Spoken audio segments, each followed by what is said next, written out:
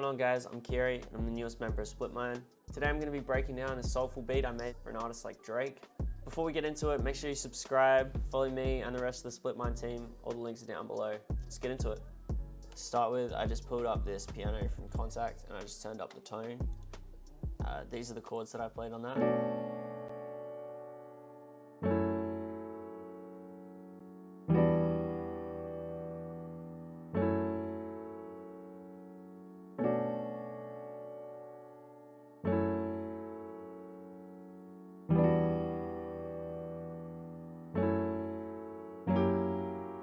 Super simple with just a little change right at the end to lead back into itself. For effects on that, I just chucked on CLA 2A, just a little bit, really not doing too much. And then also an EQ, cutting some of the lows. After that, I played out the second piano part. Together it sounds like this.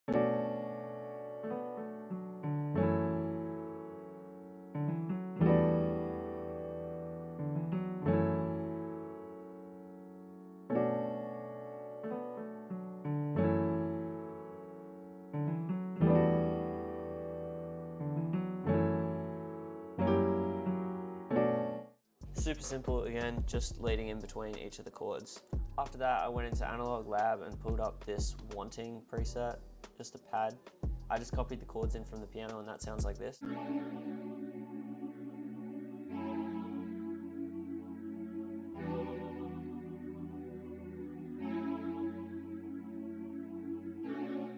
Super simple, just layering the piano a little bit.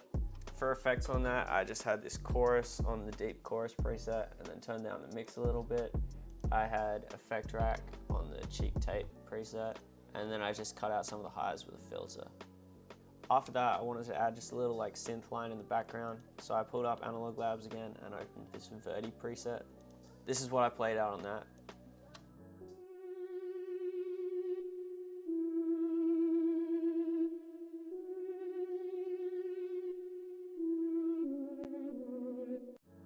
And that just repeats. I wasn't fully happy with how that sounded, so I bounced it out and chopped it up and put a load of effects on it, and afterwards it sounds like this.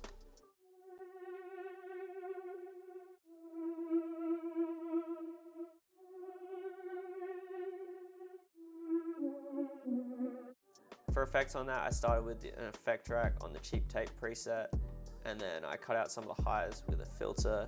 I made it mono because it was sounding a little weird for some reason. And then I chucked the chorus on it on the deep chorus preset to give it some width. Then an EQ just to cut some of the lows and dip in the lower mids. And then another EQ, just there was a harsh frequency I was hearing that I wanted to get rid of. And then another effect track at the end, just with the tremolator to give it a bit of movement. After that, I pulled up Labs to get like a plug sound, this mandolin preset that I used. After a load of effects, it sounded like this.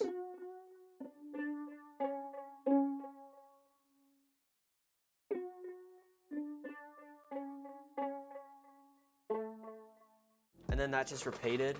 For effects on this, I started with a delay that I wasn't really using as a delay. I was just using it to give it some stereo width. Then I pulled up H delay, which I was using like a delay just on quarter notes. Then RC20 on the Vinyl 3 preset. I just turned off the noise and turned things down a little, I think.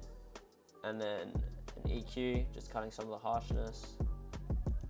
Pulled up a chorus, just on the default setting, everything. And then I used my guitar chain, which is just a compressor, an EQ, cutting some of the lows, RC20, just making it a little less wide, and then a reverb. And to finish it off, I chucked on a filter just to cut some of the highs out. After that, I wanted to add in a bass, so I pulled up Analog Labs and got this Mercenary preset. This is what I had that playing.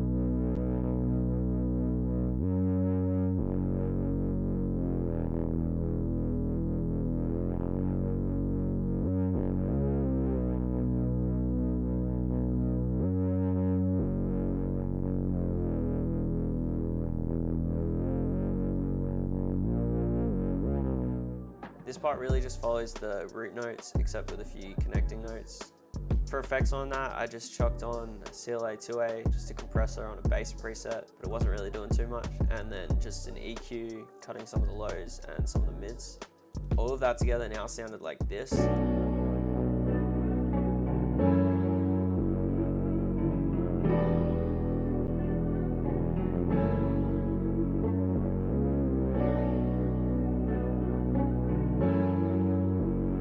So at this point, it still felt like it was missing something, so I pulled up some perks from one of Clay's Lovecraft collection packs. Super sick, go cop them on Drumify. And I just did a really simple pattern like this.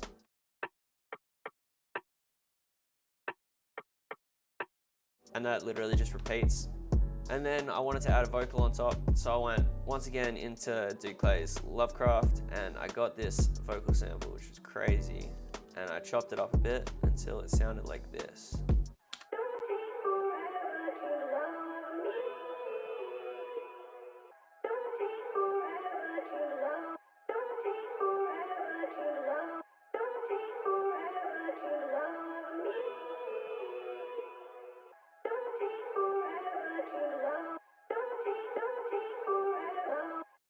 So to start with, I had to get it in key, so I pitched it up 6 semitones until it was in key. And then for effects, I started with a filter where I cut out some of the highs. Then I pulled up a chorus, just on the deep chorus preset, just with the mix turned down a little bit. And then a Pro Q3, cutting out some of the harshness. And then RC20 on the Final 3 preset again, just without the noise. And another EQ just at the end, cutting some of the lows and once again a bit of the harshness. And then altogether the sample sounded like this.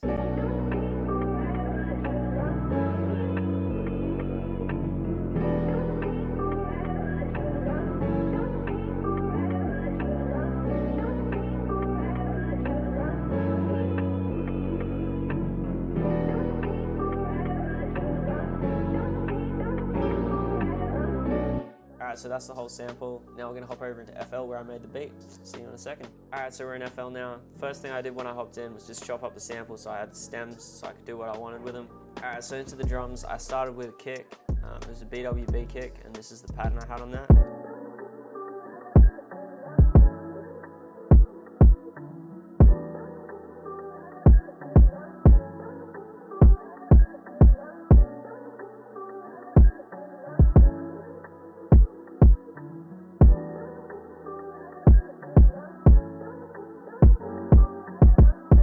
Super simple, it almost repeats the second 8, it just changes right at the end to make a bit of interest. After that, I added in a rim.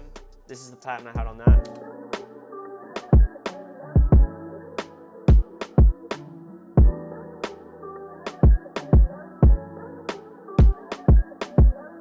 Once again, super simple, that just repeats the second time. After that, I want to start adding some bounce, so I chucked in an open hat, super simple, just repeats the same every 2 bars, it sounds like this.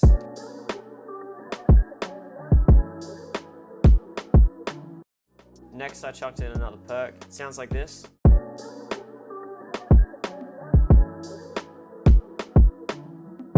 So this perk had a pitch to it. Fortunately, it was in key, so I could keep it just on the C, but if not, you just adjust so that it's in key. After that, I added in the 808. This is the pattern I have for that.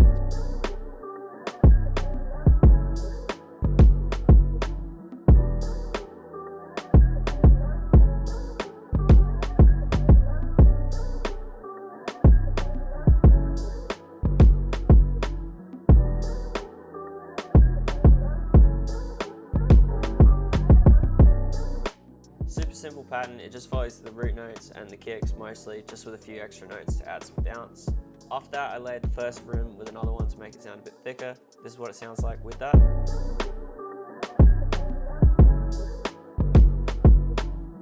Super subtle, it just adds a little bit more crispness to it in my opinion.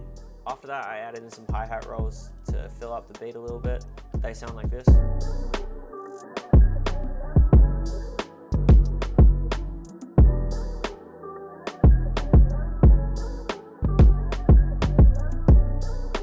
And that just repeats. After that, I just added in a super simple hi-hat pattern to keep the groove going. With everything, that sounds like this.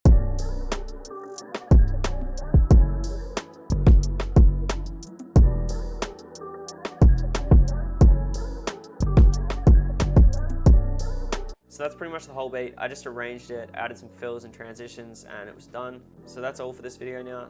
Thanks for watching. Make sure to subscribe, chuck a like, comment. Make sure you follow my socials. I'm super active over on Instagram, so if you want to get a hold of me, that's the best way. See you next time. Hey, Kiri.